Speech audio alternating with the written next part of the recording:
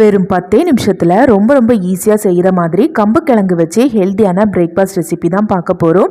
First கம்பு கிழங்கை நல்லா கழுவிட்டு அதோட தோலை எடுத்துட்டு கிரீட்டரில் வச்சு துருவி எடுத்துக்கணும். பொடி துருவரில் துருவக்கூடாது. இது போல் பெரிய ஓட்டையில் வச்சு துருவி எடுங்க. அப்போ தான் சீக்கிரமாக வேலையும் முடியும், பார்க்குறதுக்கும் ரொம்ப அழகாக இருக்கும்.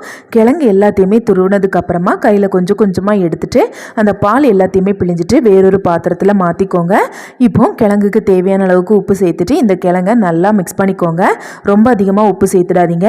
இப்போது புட்டுக்குழலில் ஃபஸ்ட்டு கொஞ்சமாக துருவிய தேங்காய் சேர்த்துட்டு அதுக்கப்புறமா பிழிஞ்சு வச்சுருக்க இந்த கிழங்கை கொஞ்சமாக சேர்த்துக்கோங்க. மறுபடியும் கொஞ்சமாக துருவிய தேங்காய் சேர்த்துட்டு மறுபடியும் கொஞ்சமாக கிழங்கு வச்சுட்டு லைட்டாக டேப் பண்ணிவிட்டு ஃபைனலாக கொஞ்சமாக தேங்காய் வச்சுட்டு மூடிட்டு இந்த மூடியிலேருந்து அடர்த்தியாக ஆவி வர வரைக்கும் வேக வச்சுக்கோங்க. ஆவி வந்ததுக்கு அப்புறமா இதை பிளேட்டுக்கு மாற்றிடுங்க. ரொம்பவே ஹெல்த்தியான டேஸ்டியான கிழங்கு புட்டு ரெடி. நான் சிம்பிளாக சீனி கூட தான் சர்வ் பண்ணுறேன்.